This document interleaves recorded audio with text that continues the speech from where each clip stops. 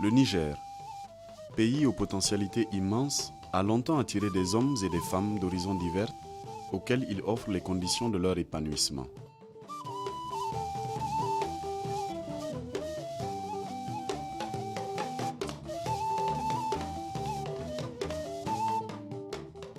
Au Niger, on dénombre une dizaine de groupes ethno-linguistiques qui pratiquent le cousinage à plaisanterie.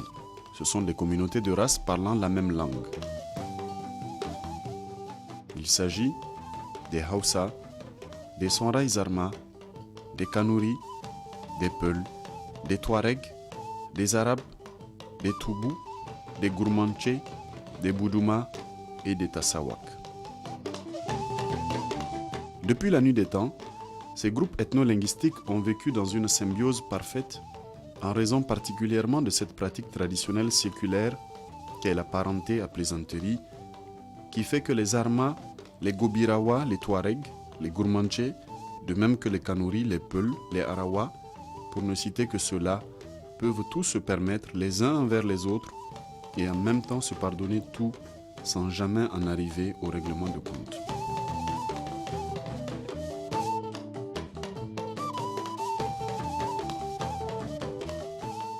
Chez nous, par exemple, les enfants de deux frères, ils ne sont pas cousins, ils sont frères. Et bon, les enfants d'un frère et d'une sœur sont cousins. Alors, parce que l'un est fils d'homme et l'autre fils de femme. Mais ils peuvent se marier. Alors, ils ont obligation de plaisanter. Alors ça, c'est la parenté au niveau biologique.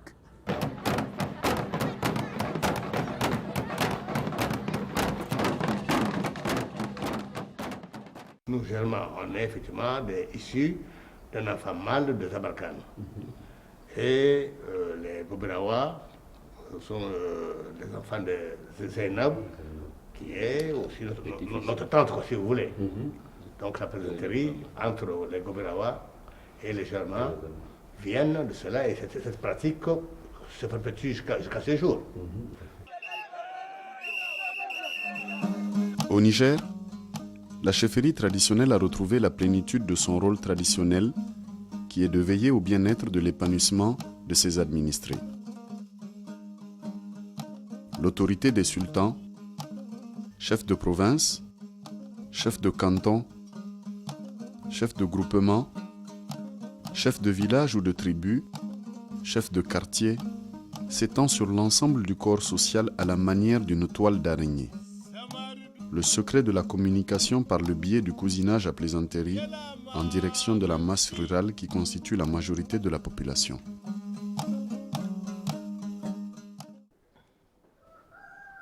Dangantakar da ke gare mu da sauran danginmu kamar Gobirawa. Les Gobirawa ou les Kabawa sont les cousins à plaisanterie des Katsinawa. Su ne ke da wasa ta zumunci tsakaninmu.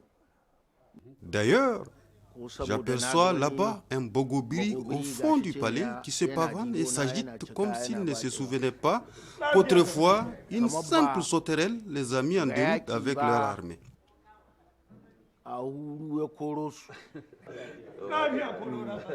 La chance du Niger, de l'actuel Niger, c'est de regrouper différentes parties qui ont été parties intégrantes à des époques différentes d'ensemble très vastes. Et si nous allons au sud, les États Hausa ont été très célèbres dans l'histoire. Et toute l'Europe, au 19e siècle, s'est riée vers le Niger et puis vers les Hausa. Parce que d'abord, on voulait savoir si le fleuve Niger arrivait à l'Atlantique. Et puis surtout, on voulait savoir ce qu'était cette région qui était fabuleusement riche, enfin qui était censée contenir des tas de richesses.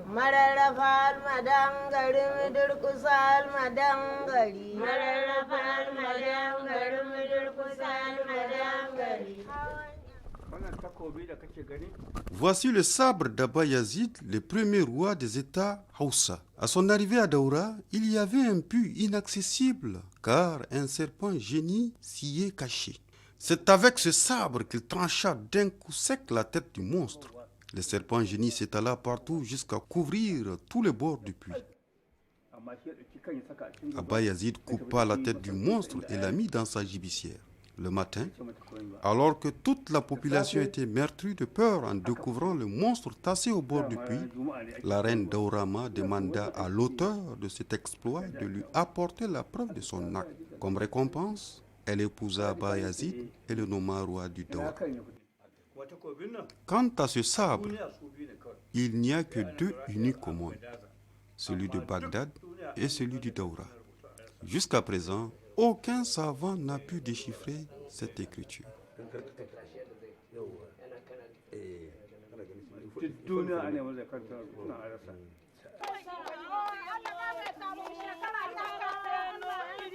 La chara se pratique au premier mois du nouvel an islamique. Elle consiste à offrir un cadeau symbolique, généralement un poulet, à son parent en plaisanterie. Chaque groupe ethno-linguistique sait à qui il doit offrir sa chara. C'est un spectacle de prise de conscience en vue du renforcement de l'unité nationale, garant de la paix et de la prospérité dans notre pays. La plaisanterie, c'est surtout, disons, un frère et une sœur. Donc les enfants du frère donnent la poule aux enfants de la sœur. Et moi, cette année, j'ai donné la poule à ma belle-mère qui est Kourhoyawa. Mais moi, de l'autre côté, c'est les Daurawa qui parlent de nous avoir esclavagisés, colonisés, etc. Avec la colonisation, on dit « Ah, on vous a colonisés ». Donc c'est une Badauria qui m'a donné 100 francs pour vraiment remplir son rôle de patronne de Gobrawa. Mais elle n'est pas ma patronne. Hein. Le cousinage à plaisanterie est quand même quelque chose que nous sommes nés trouvés, comme on dit en Gourmatiema. Maswaou. Et finalement, j'ai l'impression que chacun est cousin à plaisanterie à chacun, presque. Parce qu'une ethnie peut avoir plusieurs cousins à plaisanterie dans les autres ethnies du Niger.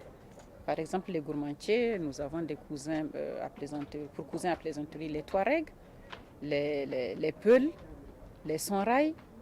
J'ai appris que même avec les Maoris et les Germains, je trouve que c'est une richesse pour notre pays. Les rapports de plaisanterie permettent de gérer les contradictions et vraiment de vivre ensemble. Vous ne pouvez rien refuser à votre parent à plaisanterie et vous ne pouvez absolument pas lui faire du mal sous peine de sanctions divines ou en tous les cas psychologiques. Ce sont ces rapports particuliers entre les Nigériens que le ministère en charge de la culture a voulu mettre en exergue au cours d'une semaine nationale de l'expression de la parenté à plaisanterie. Cette relation suppose que le cousin à plaisanterie puisse blaguer à souhait avec son vis-à-vis et le provoquer sur tous les tons sans que celui-ci ne prenne ombrage des agissements de l'autre.